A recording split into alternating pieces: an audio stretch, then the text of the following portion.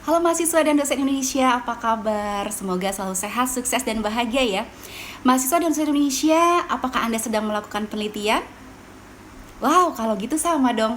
Nah, di video kali ini akan menjelaskan bagaimana membuat tinjauan pustaka yang disertai cara-cara menemukan artikel dan proceeding konferensi yang telah dihasilkan oleh para peneliti, serta referensi untuk mendapatkan citation tool yang berguna dalam mengelola referensi penelitian. Nah, bagian penting dari video ini adalah kita akan mendiskusikan bagaimana mendapatkan state of the art tentang suatu topik penelitian tertentu. Check it out! Dimulai dari tinjauan pustaka. Nah, tinjauan pustaka itu adalah ringkasan tertulis dari penelitian sebelumnya yang mempublikasikan suatu topik. Tinjauan pustaka itu boleh singkat, misalnya berupa satu bagian dari artikel yang besar atau potongan-potongan dari keseluruhan artikel. Nah, apa sih perlunya tinjauan pustaka? Tinjauan pustaka perlunya adalah untuk memberikan gambaran umum tentang pengetahuan terkini terhadap suatu topik atau memberikan konteks pada penelitian yang akan datang. Nah, secara umum, tinjauan pustaka melibatkan beberapa proses, diantaranya yang pertama, mengidentifikasikan bahan yang potensial untuk dijadikan referensi. Kemudian yang kedua, menentukan pencarian literatur secara formal atau tidak. Yang ketiga, memilih bahan yang akan dijadikan referensi. Yang keempat, mensintesiskan dalam bentuk tekstual, tabel, ataupun grafik. Dan yang kelima, memberikan beberapa analisis yang berkontribusi terhadap bahan referensi. Nah, apa sih kekuatan tinjauan pustaka? Nah, kekuatan tinjauan pustaka yaitu yang pertama, mengidentifikasi apa saja yang telah dicapai dari penelitian sebelumnya. Yang kedua, untuk mengkonsolidasi dan mengetahui relevansi dari penelitian sebelumnya.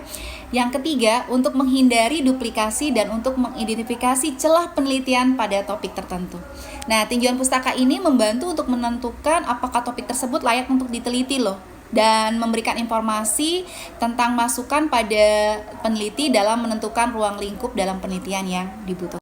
Nah, bagaimana untuk citation tools-nya atau alat manajemen bibliografi atau pengelola kutipannya?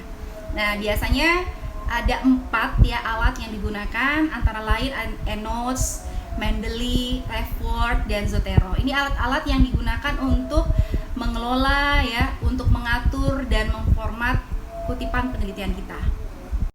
Nah, alat citasi yang pertama ini adalah EndNotes ya. Nah, EndNotes ini bisa untuk mengekspor banyak banget sumber referensi yang kita inginkan.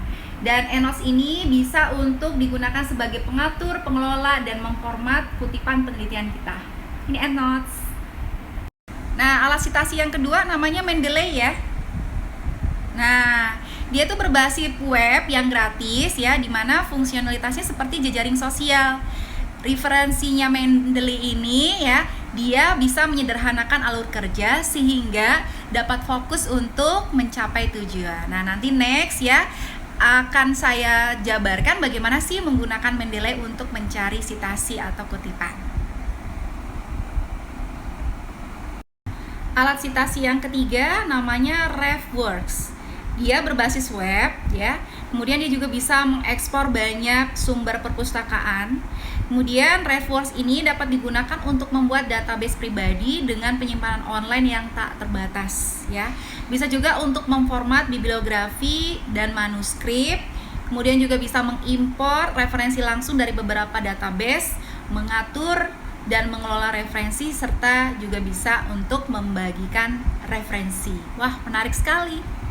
Nah, senjata akademisi lainnya adalah yang namanya Zotero ini ya. Ini dia berbasis web gratis, kemudian dia bisa menyimpan item dari browser web. Dan Zotero ini adalah salah satu pelengkap lunak yang secara otomatis bisa mendeteksi penelitian di web. Kalau mau butuh artikel GS Store gitu ya, atau berita-berita dari New York Times gitu ya, atau buku-buku dari perpustakaan, Zotero siap membantu di mana saja. Oke, sekarang kita bahas mengenai state of the art ya. State of the art itu cenderung menunjukkan kajian yang terkini yang menawarkan perspektif baru tentang suatu masalah atau menyoroti bidang yang membutuhkan penelitian yang lebih lanjut. Nah, state of the art ini adalah pencapaian tertinggi dari sebuah pengembangan yang dapat berbentuk perangkat atau produk ya, teknik atau cara atau sains yang dicapai pada waktu tertentu. Nah, menurut saya state of the art ini merupakan faktor penting untuk memposisikan penelitian yang akan dilakukan. Oke, semoga membantu untuk lebih semangat lagi melakukan penelitian. Terima kasih.